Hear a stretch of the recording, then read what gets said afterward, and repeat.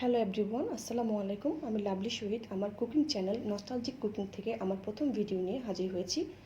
আজকে আমি কিভাবে এই মহামারীর সময়ে একটি সাধারণ চায়ের মাধ্যমে নিজের ইমিউন সিস্টেমকে বুস্ট করা যায় তা দেখাতে যাচ্ছি। তো আজকে আমি তৈরি করতে যাচ্ছি ঘরে থাকা মশলা ব্যবহার করে একটি সুপেয় বা রং চা। এই চায়ে আমি কোনো প্রকার চা পাতা ব্যবহার করব না, আমি কোনো প্রকার গ্রিন টিও এখানে ব্যবহার করব না। এই চাটি খুবই সুপেয় এবং শরীরের জন্য অনেক ভালো এই করোনা মহামারীর সময়ে। তো বন্ধুরা, চলুন দেখে নিই চা বানানোর উপকরণগুলো।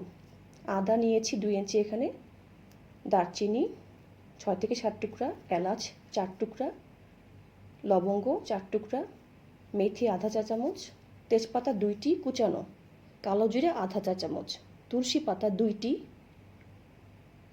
লেবু পাতা 2টি, আদা কুচনো, লেবু স্লাইস করা এবং লেবুর রস।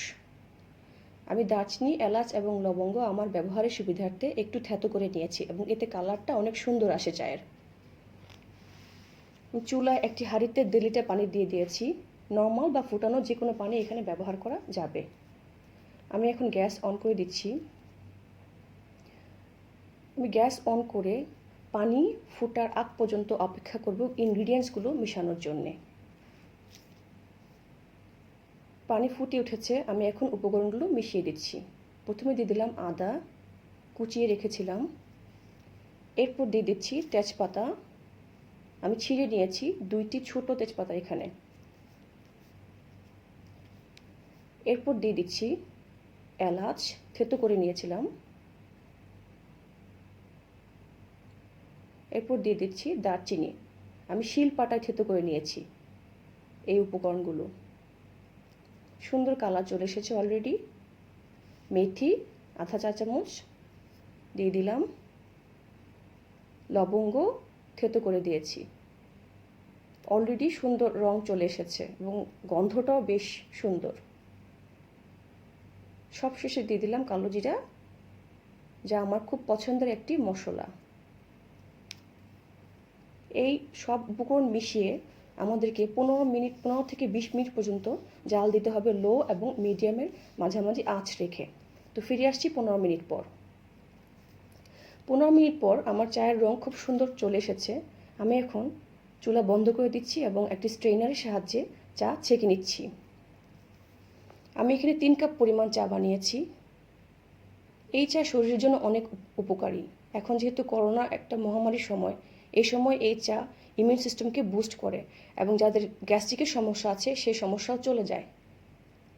আমি 3 মাস ধরে এই চা খাচ্ছি, আমি আল্লাহর রহমতে অনেক ভালো আছি।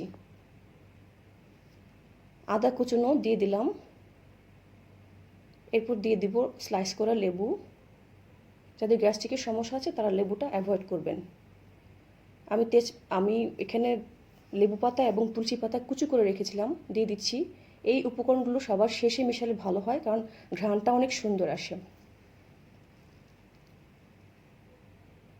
বাচ্চাদের জন্য একটু চিনি মিশিয়ে দিতে পারেন, তবে আপনারা চিনি অ্যাভয়েড করবেন, কারণ এই মহামারীর সময় চিনিটা ডাক্তাররাও কিন্তু বলে অ্যাভয়েড করতে। আমি বেসিক্যালি চিনিটা অ্যাভয়েড করি টিতে। তো দেখলেন তো বন্ধুরা, ঘরে থাকা উপকরণের সাহায্যে কীভাবে সুন্দর সুপেয় মজাদার চা বানানো যায়। লেবু পাতা এবং তুলসী পাতা কিন্তু আমাদের বেলকুনিতেই পাওয়া যায়। আপনারাও চেষ্টা করেন। আমার ভিডিওটি ভালো লাগলে লাইক করবেন, শেয়ার করবেন, কমেন্টস করবেন এবং আমার চ্যানেলটি সাবস্ক্রাইব করবেন। নস্টালজিক কুকিং আমার চ্যানেলের নাম। আল্লাহ হাফেজ।